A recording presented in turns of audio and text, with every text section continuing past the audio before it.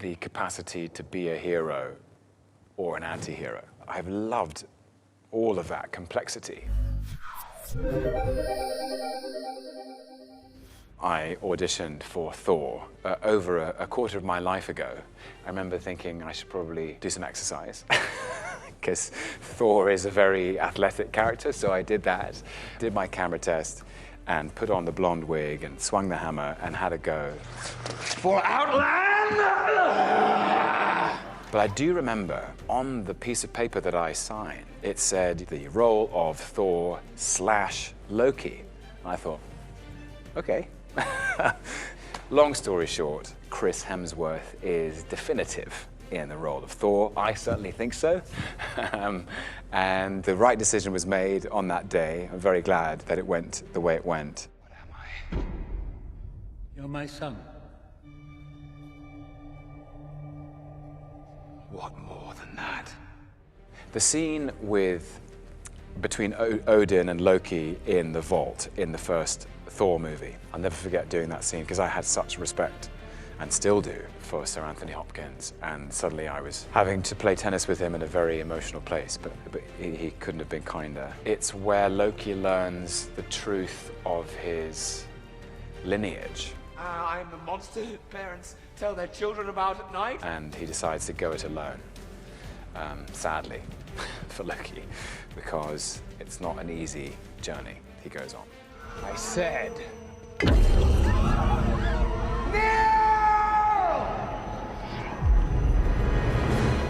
Loki now knows he has no place in Asgard. He doesn't belong there, and he wants no part in it.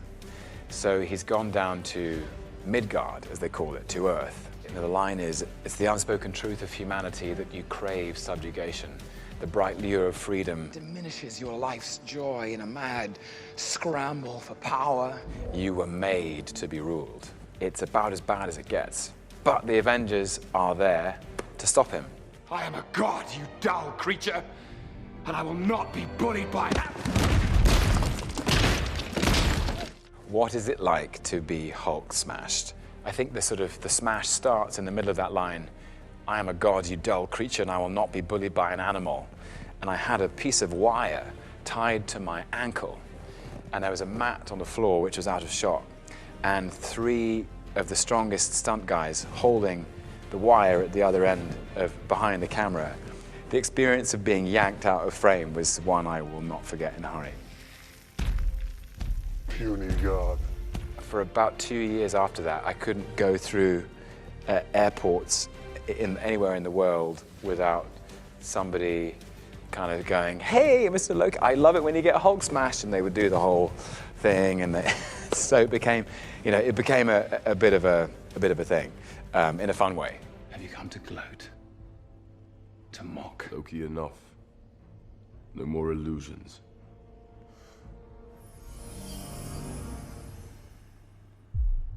A key scene from Thor: The Dark World, I think, is the scene where Thor goes down to the dungeons where Loki's imprisoned to ask for his help, begrudgingly. Thor calls him on it and says, "Enough, Loki, no more illusions." And you realize that Loki has created this illusion of being okay, and the illusion dissipates. You see there that in that moment, Loki had no grievance, and he feels guilty and ashamed that he pushed her away.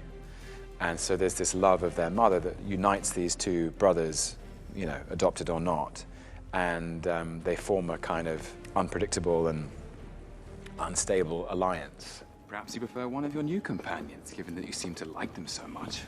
Oh, this is much better. Whoa. Costume's a bit much. So tight. Actually, when we filmed that scene, I sort of played Loki doing Captain America wearing the Captain America costume, which was a very strange and surreal moment. Nevertheless, enjoyable. So you've got to feel that, whatever the feeling of wearing that suit anyway, which was definitely a moment. And then they played that footage to Chris, and he did his best impression of me doing an impression of him, and he does it brilliantly. You might as well be strangers now. Two sons of the crown, set adrift. Nope. Thought you didn't want to talk about it. Here's the thing. I'm probably better off staying here on Sakaar. That's exactly what I was thinking. The elevator scene in Ragnarok, the dialogue was scattered across these different places as they were trying to escape and find their way through. Taika said, guys, do you know the rest of this scene? And we both said, yeah. He said, maybe we should just do one where we just do all of the dialogue here in the elevator. And you haven't really had a chance to catch up. And maybe you should just talk to each other. And Thor is quite honest with him. I thought we were going to fight side by side forever, but at the end of the day, you're you and I'm me. And I don't know, maybe there's still good in you, but let's be honest, our paths diverged a long time ago. And I think it really affects Loki. He thinks, oh, actually, maybe I got this wrong. Maybe I did have a place in that family. Maybe this guy is my brother. But it was a really enjoyable scene because it was just a very quiet moment with Chris in a very calm space in a big, colorful, spectacular film. You will never be. Joe and Anthony Russo had said, this is one of the most important scenes in the film because it will help us, the audience, understand. If Thanos can take Loki out, he can take anyone out. And he does. The redemption of Loki as a character was achieved in that moment of sacrifice and catharsis. Risk his life to save his brother and call himself an Odin's son. And I saw this sort of perfect closure in a way. Prince of Asgard. Odin's son. And I remember Josh Brolin could not have been sweeter.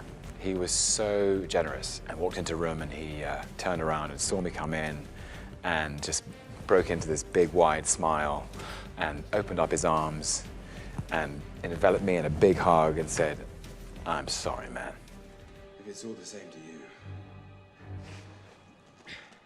I'll have that drink now. All right, get him on his feet. Now stand around posing up a storm later. When I think of Endgame, I think of the first scene we did, which was so surreal, where Robert Downey Jr., Chris Hemsworth, Chris Evans, Scarlett Johansson, Mark Ruffalo, and Jeremy Renner were all wearing the same costumes they had been wearing 7 years previously, including me. And we were in the same set, and we were all scratching our heads going, is this what's happened? Am I in Back to the Future too? I think the Hulk can't fit in the elevator. He smashes through the door on the ground floor in the lobby. In the melee, the Tesseract, also known as the Space Stone, rolls to Loki's feet and nobody's paying attention. And true to form, because he's the god of mischief, he mischievously picks it up and disappears in a puff of smoke. The timekeepers have built quite the circus. And I see the clowns are playing their parts to perfection. Big metaphor guy. I love it. Makes you sound super smart. I am smart. I know. Okay. Where does he go? When does he go? How does he get there? These are the big questions. And if you've seen the trailer for Loki, the show, you will know that Loki finds himself face to face with the TVA, the Time Variance Authority, who are an organization within Marvel Comics that govern the order of time. You're not big on trust, are you? You can trust me. Loki, I've studied almost every moment of your entire life. You've literally stabbed people in the back like 50 times. Why never do it again?